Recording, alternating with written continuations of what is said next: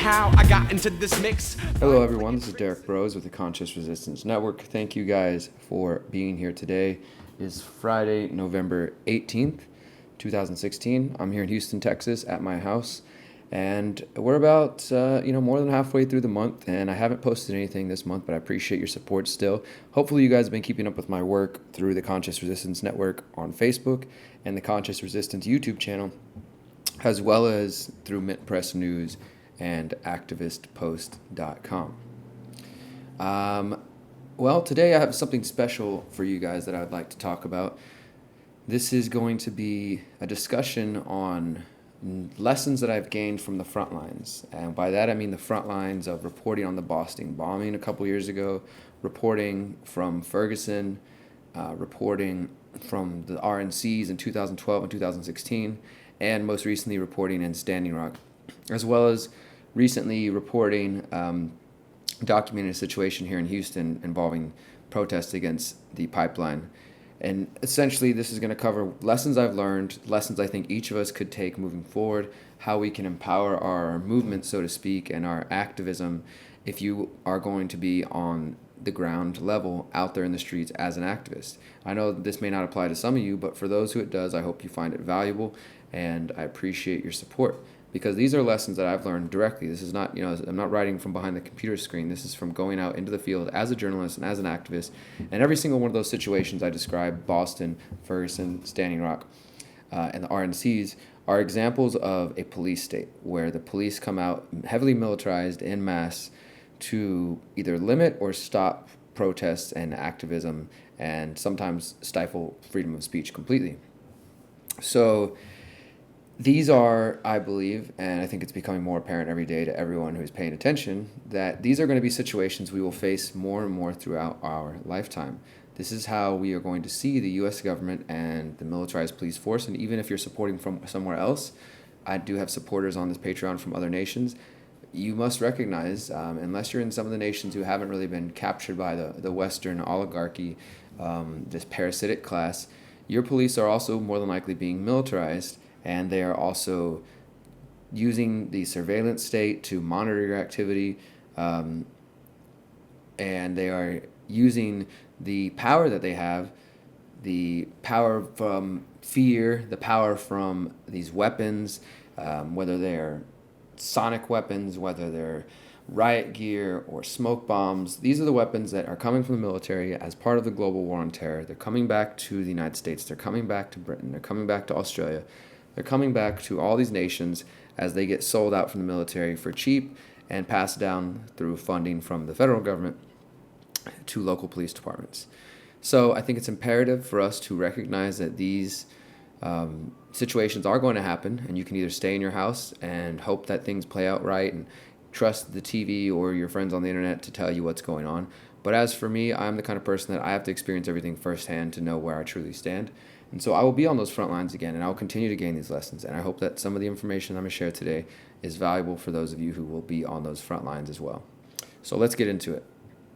I wrote down 3 main points, and then the last thing we're going to discuss are my thoughts on nonviolence, nonviolent resistance, and violent resistance. So the first thing I really want to take away is organization. This will be the first key point. When I was in Ferguson, and you may have heard me say this before, when I was in Ferguson and the RNC, and even in Standing Rock in some cases, I witnessed the clashing of activists, protesters, protectors, who were taking the police head on for various reasons and were able to slow the police down in some cases, but ultimately were corralled, were pushed, were pepper sprayed, or beat back into whatever sort of free speech box or safe zone the police wanted to push them to. And this, I believe, is an inevitability until we start to get organized in some fashion.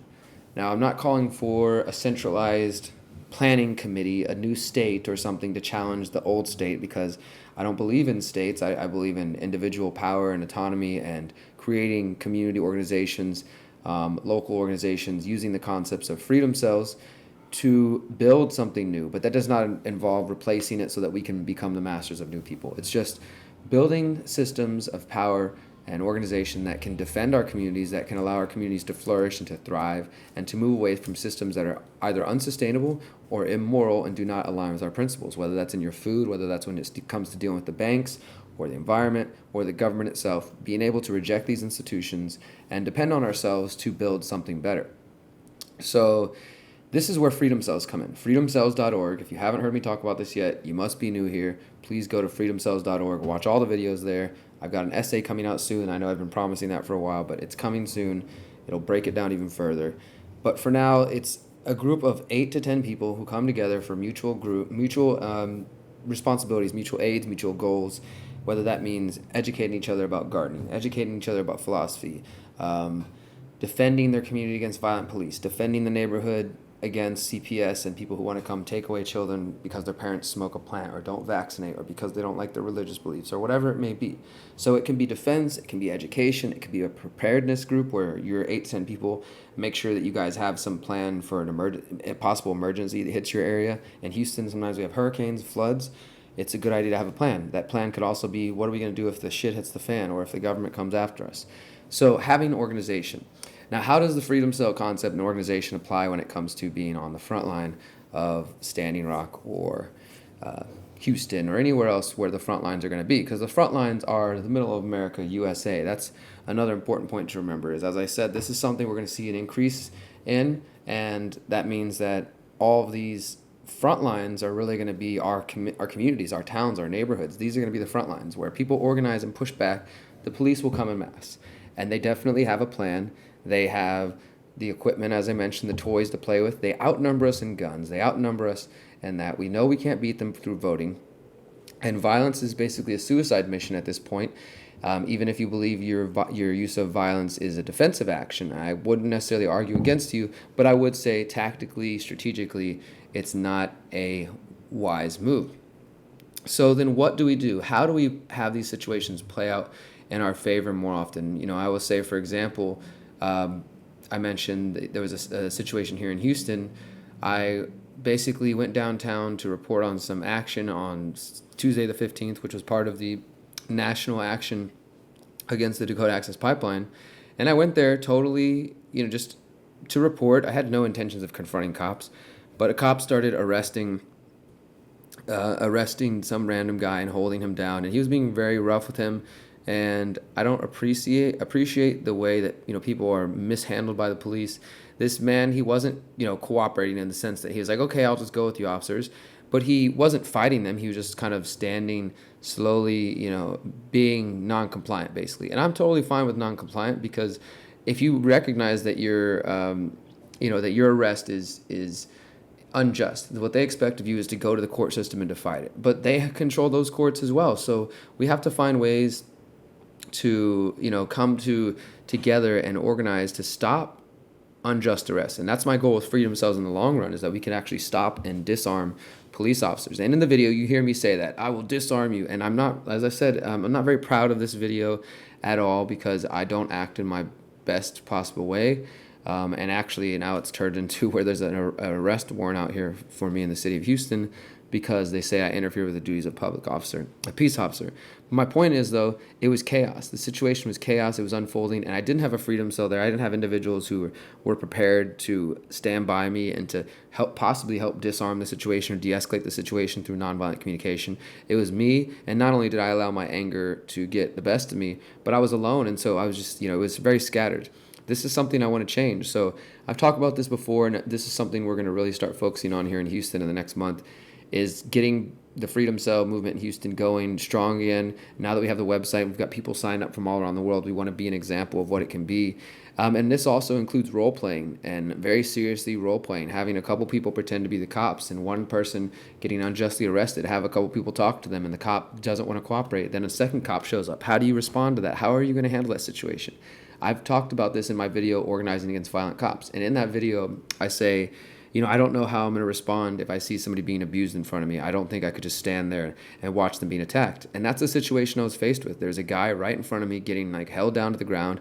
He might run out of breath, or just, he could possibly die right there. And so I was just talking shit to the cop, and I didn't pull the cop off him or anything like that, because I probably would have got killed myself.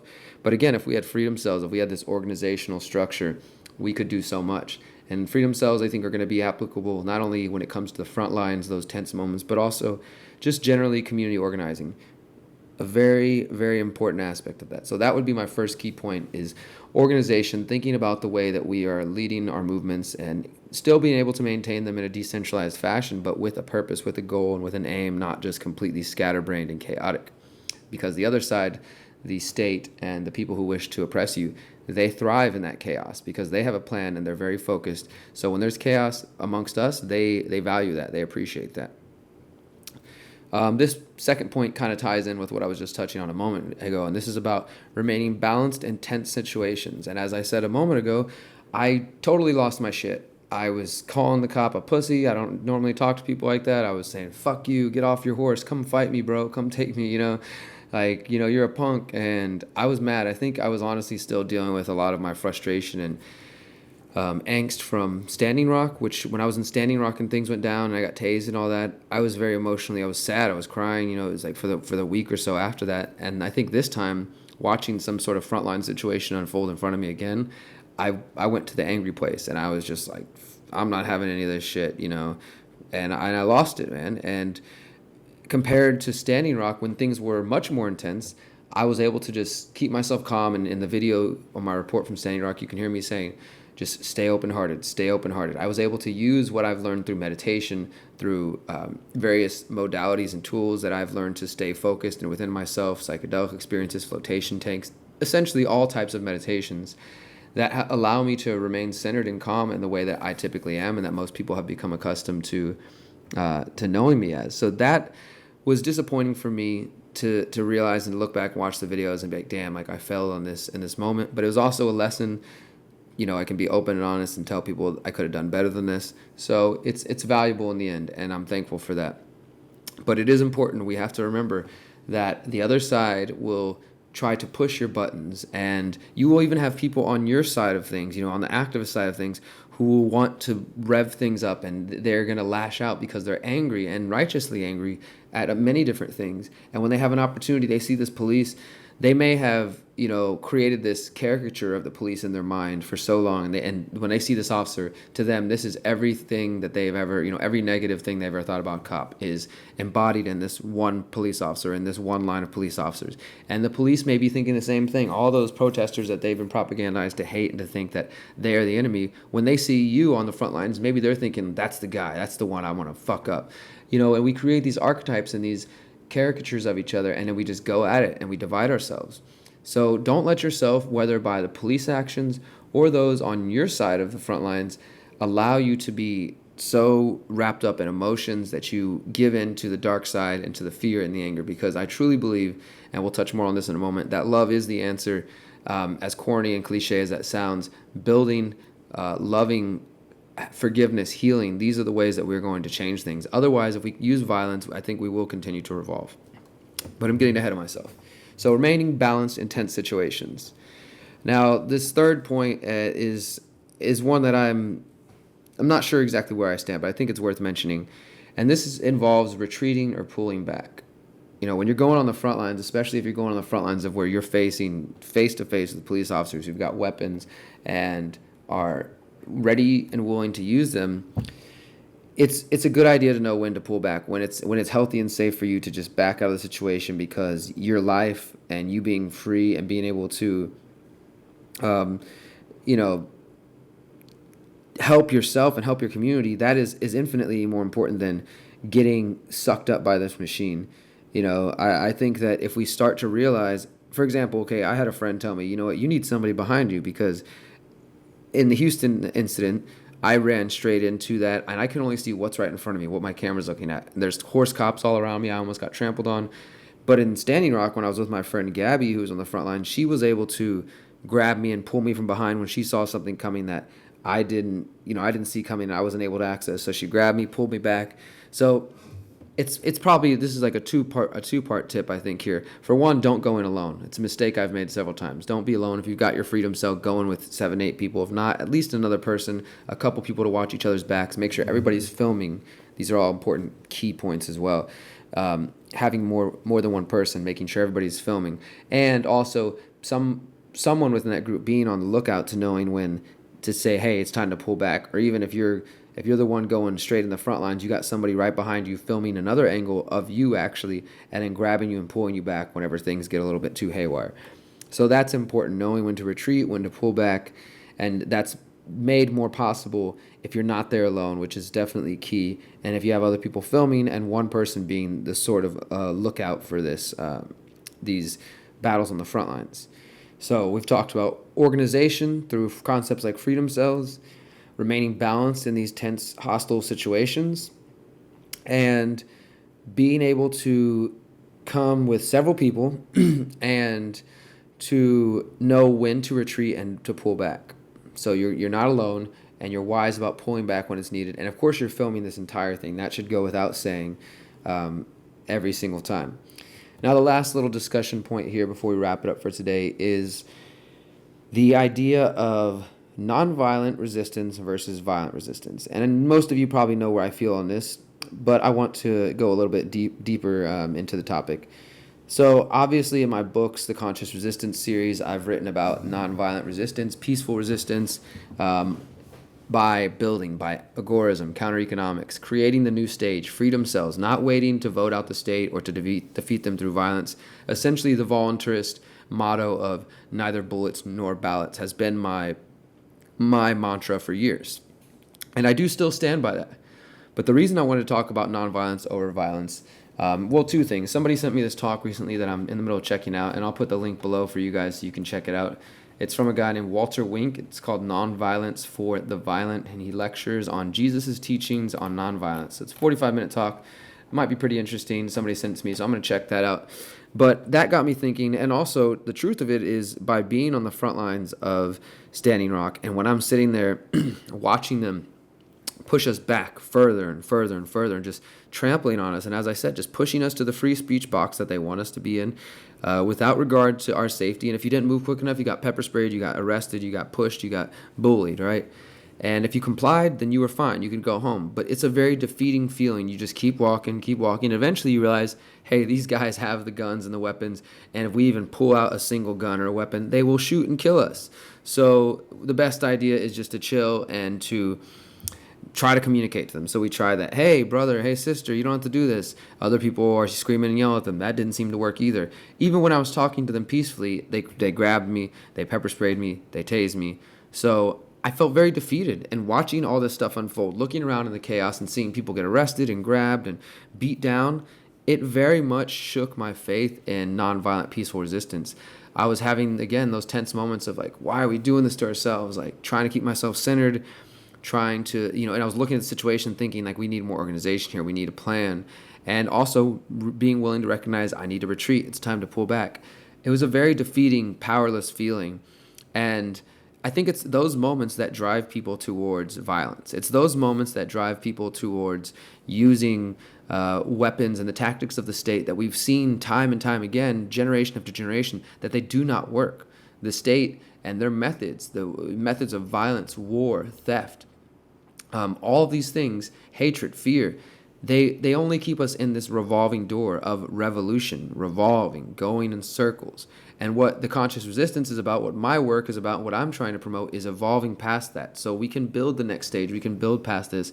And to do that, we cannot use the tactics of the old. It doesn't mean that we sit by passively and allow ourselves to be beaten to the ground. Some people might be pacifists and they may choose that route. I believe in defense, and I believe that there's a fine line between defense though and aggressive force and aggression.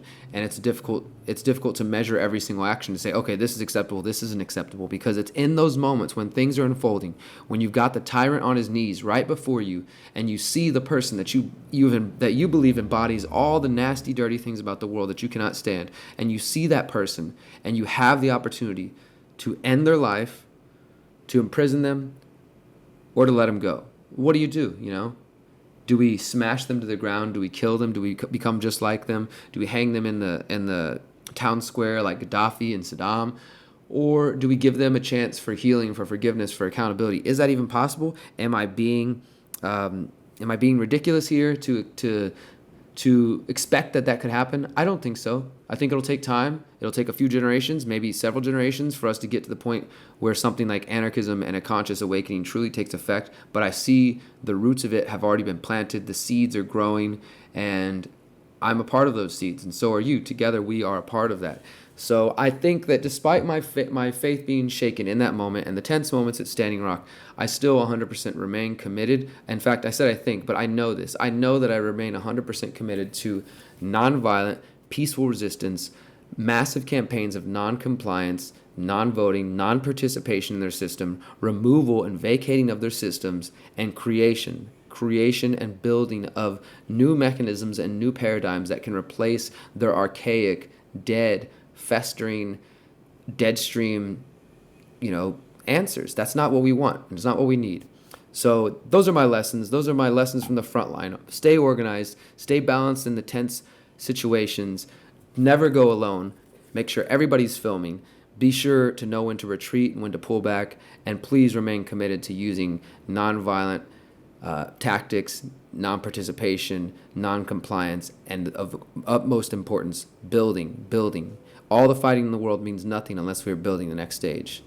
Thank you guys for listening to this. I very much appreciate your support. I will talk to you very soon. This is Derrick Bros with the Conscious Resistance Network. Remember, you are powerful, you are beautiful, you are free. Peace.